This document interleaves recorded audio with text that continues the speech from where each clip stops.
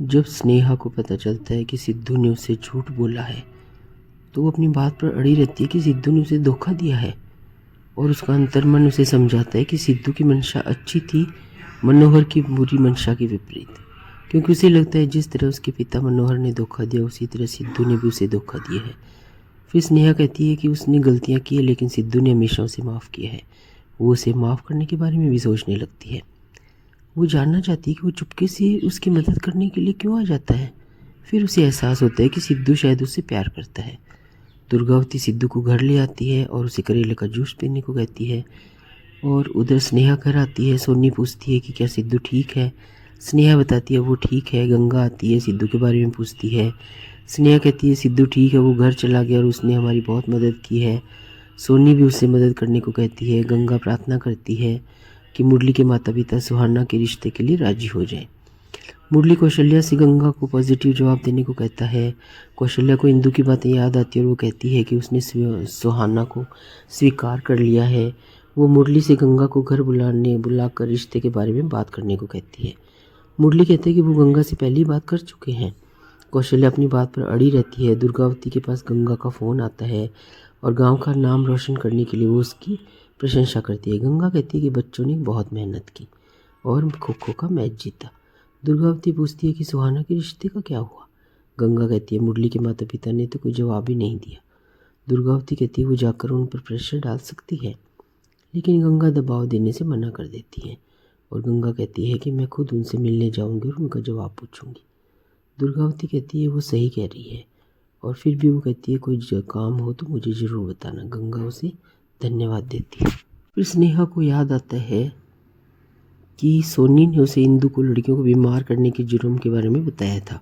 वो इंदू के घर के बाहर जाकर ढोल पर नाचने लगते हैं। पारस भी स्नेहा और सोनी के साथ नाचता है। इंदू ट्रॉफी छीन कर तोड़ने की कोशिश करती है लेकिन स्नेहा उसे रोक देती है। वो इंदू से पानी में जहर मिलाकर लड़कियों को बीमार करने के बारे में सवाल करती है। वो इंदू से कहती है कि ऐसी घटिया हरकत करना बंद करो और बड़े सपने देखो। वो इंदू का मजाक उड़ाती है और चली जाती है। इंदू गुस्से में भर जाती है। वह कौशल्या को बताती है कि गंगा उससे मिलने आ रही है। वो कौशल्या से कहती है कि इस बार गंगा को मत छोड़ना। उधर कौशल्या गंगा के मुंह पर दरवाज़ा बंद कर देती है। कुसुम और उसके पति मामले को सुलझाने की कोशिश करते हैं। वे गंगा का घर में स्वागत करते हैं। गंगा हलवा देती है और कहती है कि उसे सुहाना ने बनाया है। कौशल्या और उसके पति गंगा का अपमान करते हैं।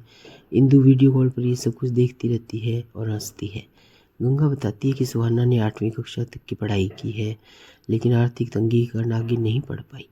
कौशल्या कहती है मुरली तो कॉलेज में प्रोफेसर है और सुहाना उसके लिए सही जीवन साथी नहीं है।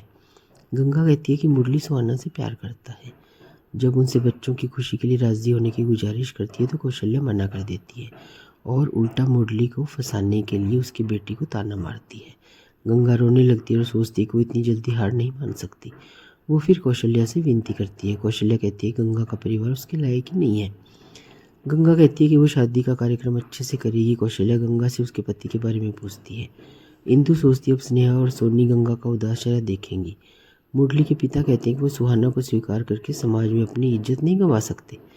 आखिर गंगा दुखी होकर घर चली जाती है।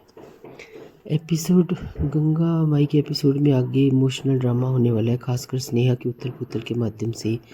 झील के किनारे उसका टूट कर मार्मिक हो जाना। पता चलता है कि जब धोखा किसी ऐसे व्यक्ति से मिले जिस पर आप सबसे ज़्यादा भरोसा करते हैं तो घाव बहुत गहरा मिलता है।